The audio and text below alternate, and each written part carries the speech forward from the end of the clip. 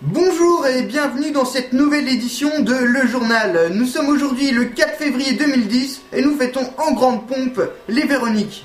Tout ceci me rappelle qu'on ne voit pas assez en ce moment Véronique Jeunesse. Alors militons pour le retour de cette grande actrice à la télévision, militons pour le retour de Julie Lescaut, cette série qui nous faisait vibrer, ou au moins qu'une fois par jour on nous passe la pub Madrange à la télévision. Pour mettre en exergue cette action, nous allons afficher tout au long de cette édition la photo de Véronique Jeunesse. Ah, qu'elle est belle. Je vais avoir du mal à me concentrer avec une telle beauté à mes côtés. L'événement le plus marquant de ces dernières semaines, c'est bien sûr le séisme qui a secoué l'île d'Haïti. Alors nous tenons à nous excuser car tout ceci est de notre faute. Vous allez avoir de plus amples explications dans ce reportage tout en sobriété par notre reporter Jean-Michel Bourré. Tout commence le 12 décembre dans Le Journal où de nombreuses flatulences ont été émises. Les odeurs de celles-ci se sont propagées jusqu'au bureau de Philippe Séguin qui en meurt étouffé et tombe au sol. Dans cette chute, il écrase un paquet de pâtes de type coquillette de marque Content.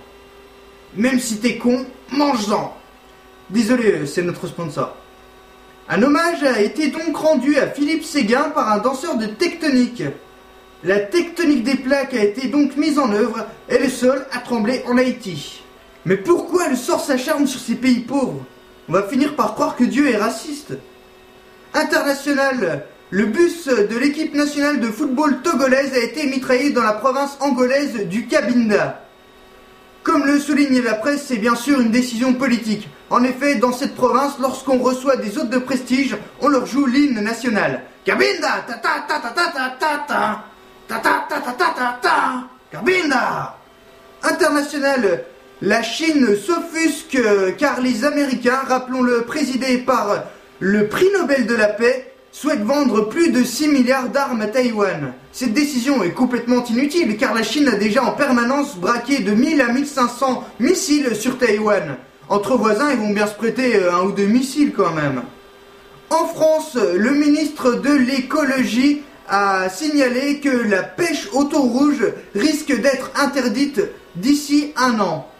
Roselyne Bachelot s'est déclarée soulagée par cette décision. France toujours, l'épidémie de grippe A s'en est terminée, mais rassurez-vous, car une terrible épidémie de gastro-entérite ravage la France. Décidément, Roselyne Bachelot a décidé de nous faire chier jusqu'au bout.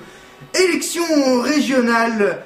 Suite aux propos de Georges Fresc concernant la tronche peu catholique de Laurent Fabius, le PS a décidé de mettre une liste concurrente à celle du président sortant de la région Languedoc-Roussillon. Décidément, ils ne sont pas très tolérants au PS. En effet, on ne peut pas discriminer quelqu'un juste parce qu'il est con.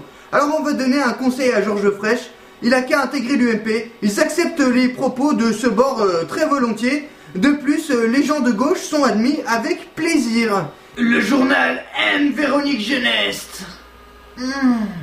Ouah, impressionnante la transition comme ça au milieu de le journal. J'en suis resté collé à mon siège.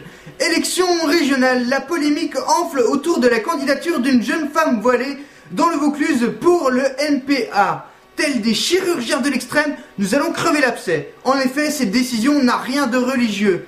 Comme vous le savez, cet hiver a été très rigoureux et au NPA, ils ont très peu de moyens. Alors, pour protéger les petites oreilles de cette candidate du froid, ils ont décidé de lui confectionner un bonnet avec un rideau. D'ailleurs, vous avez remarqué un peu la contrepétrie? Voilà l'état, voilà l'été. Ils sont trop forts, les auteurs de Le Journal. Les rois de la gaudriole. Le journal aime Véronique Jeunesse. Non mais vous étiez pas obligé de la repasser la transition. Si je vous ai dit que c'était super, c'était juste pour vous faire plaisir. Sport. Le manque de neige jette un froid. Décidément trop fort ces auteurs. Sur les Jeux Olympiques d'hiver de Vancouver. Rappelons que la dernière fois que des Jeux Olympiques d'hiver se sont tenus au Canada, c'était lorsque l'équipe de Jamaïque faisait ses débuts en bobsleigh pour cette compétition. D'ailleurs, ceux-ci partent favoris. Ils risquent fortement de remporter une médaille car ce sont les seuls à s'être entraînés sans neige. Hein? Ah oui. Donc, on me signale dans ma coquillette Content, même si t'es con, mange-en. Oui, on me signale qu'une info est tombée. Non? Ah. On me signale qu'un Concorde est tombé il y a 10 ans. Faudra peut-être penser à la renouveler, l'info. Voilà, cette édition de Le Journal se termine. sous le regard enivrant de la sublime Véronique Jeunesse. On se retrouve très bientôt avec, je l'espère, des concours de hula hoop, des excisions de suricates et un reportage exclusif sur la foire aux chaussettes de Romorantin. Allez, à bientôt, si vous êtes sages.